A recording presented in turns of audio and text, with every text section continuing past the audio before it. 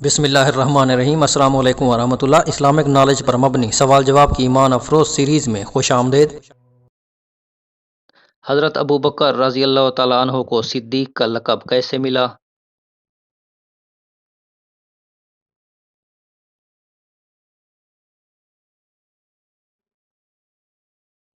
جب نبی پاک صلی اللہ علیہ وآلہ وسلم نے معراج کے متعلق کفار مکہ کو بتایا تو ابو جہل حضرت ابوبکر رضی اللہ تعالیٰ عنہ کے پاس دوڑا دوڑا گیا اور کہنے لگا، اے ابو بکر، تو نے سنا کہ محمد صلی اللہ علیہ وآلہ وسلم کیا کہتے ہیں؟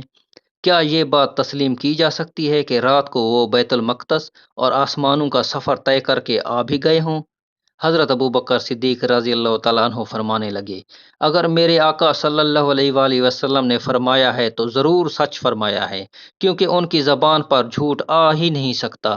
میں اپنے نبی صلی اللہ علیہ وآلہ وسلم کی سچائی پر ایمان لاتا ہوں۔ ابو جہل بولے، ابو بکر، تم کھلم کھلا ایسی خلاف عقل بات کیوں صحیح سمجھتے ہو؟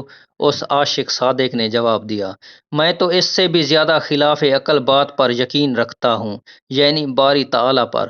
اسی دن سے حضرت ابوبکر رضی اللہ تعالیٰ عنہ کو دربار نبوت سے صدیق کا لقب ملا۔ سبحان اللہ۔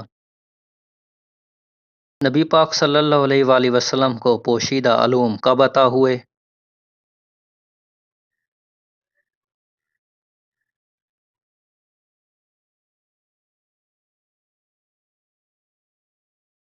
واقعہ معراج کا ذکر کرتے ہوئے اللہ تعالیٰ قرآن مجید میں ارشاد فرماتا ہے، ترجمہ: بے شک انہوں نے معراج کی شب اپنے رب کی بڑی نشانیاں دیکھیں۔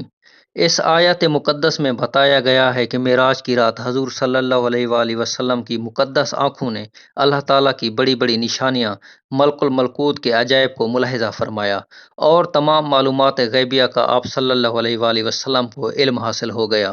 اور اسی طرح رسول اکرم صلی اللہ علیہ وآلہ وسلم نے ارشاد فرمایا، میں نے اپنے رب کو حسین صورت میں دیکھا، پھر اس نے میرے دونوں کندھوں کے درمیان اپنا ید قدرت رکھا، اس سے میں نے اپنے سینہ میں ٹھنڈک پائی اور زمین و آسمان کی ہر چیز کو جان لیا۔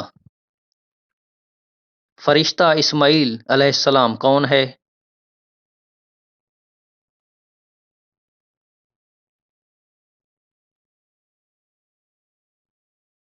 معراج کی رات نبی پاک صلی اللہ علیہ وآلہ وسلم نے اسماعیل علیہ السلام نامی فرشتے سے ملاقات فرمائی، جو آسمان دنیا کا سردار ہے، جس کے ہاتھ تلے 70,000 فرشتے ہیں، جن میں سے ہر ایک فرشتے کے ساتھ اس کے لشکری فرشتوں کی تعداد 1,00,000 ہے۔